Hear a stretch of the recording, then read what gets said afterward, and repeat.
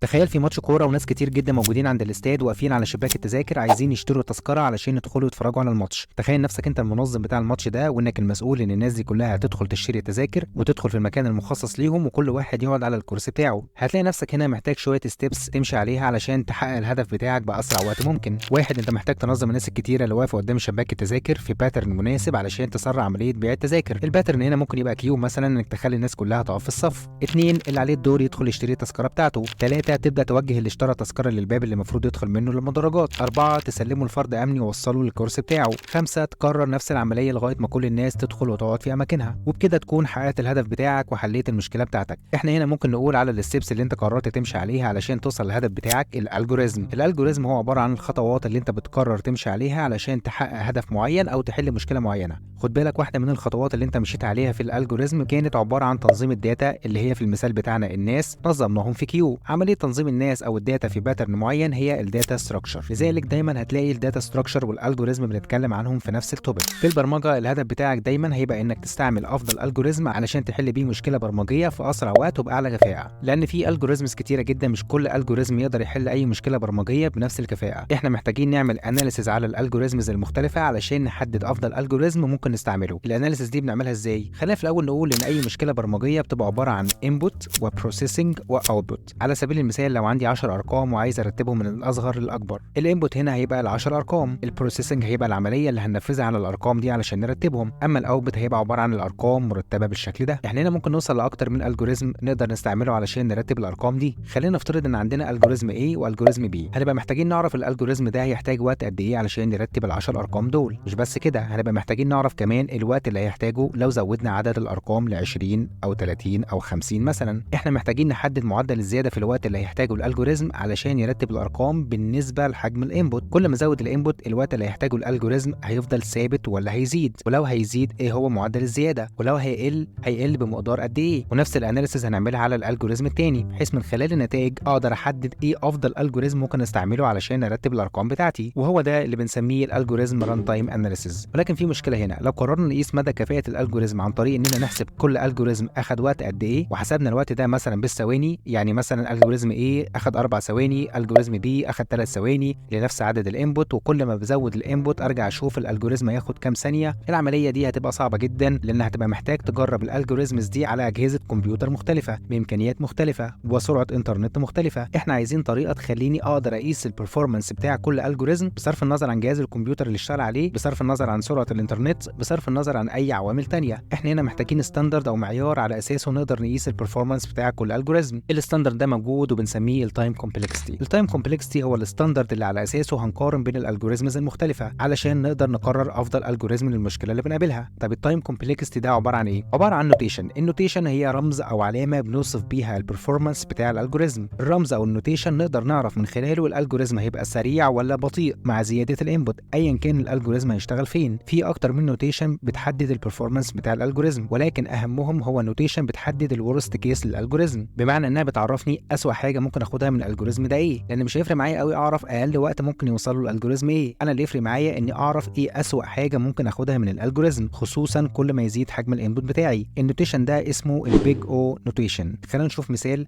لو عندي اري فيها 100 رقم والهدف بتاعي مثلا ان انا عايز اعرف رقم 17 موجود في الاري ولا لا، لو فرضنا ان رقم 17 كان موجود في اخر الاري، واحد من الالجوريزمز اللي ممكن نستعملها اني مثلا اعمل فور لوب على الاري رقم لغايه ما يوصل للرقم اللي محتاجه. الورست كيس هنا ان الالجوريزم محتاج 100 خطوه علشان يوصل للرقم ده في حاله ان الاري عباره عن 100 رقم، لكن في حاله ان الاري مثلا 1000 رقم الالجوريزم هيحتاج 1000 خطوه، ولو الاري مليون رقم هيحتاج مليون خطوه. انا دايما بفترض ان الرقم اللي انا عايزه اخر رقم في الاري علشان اشوف الورست كيس للالجوريزم. فلو اخدت بالك عدد الخطوات اللي محتاجها الالجوريزم بيتناسب مع حجم الانبوت اللي هو عدد الارقام اللي موجوده في الاري، يعني نقدر نقول ان العلاقه بينهم علاقه لينير، كل ما زاد الانبوت زاد معاه الوقت بنفس المعدل بصرف النظر بقى عدد الثواني او الدقائق. دايما الزياده في الوقت هنا بتتناسب طرديا مع حجم الانبوت. في الحاله دي بنقول ان التايم كومبلكسيتي بتاع الالجوريزم ده هو البيج او اوف ان. الان هو عدد الخطوات او الوقت اللي هيحتاجه الالجوريزم واللي بيتناسب طرديا مع حجم الانبوت، هو ده النوتيشن اللي بنوصف بيه الالجوريزم ده. لو شفنا العلاقه ديت على رسم بياني هنلاقيها بالشكل ده، علاقه طرديه بين حجم الانبوت وعدد الخطوات اللي محتاجها الالجوريزم علشان يحل المشكله. عند الانبوت مثلا 100 رقم كان عدد الخطوات 100، لو خلينا الانبوت 500 هتلاقي الخطوات بقت 500،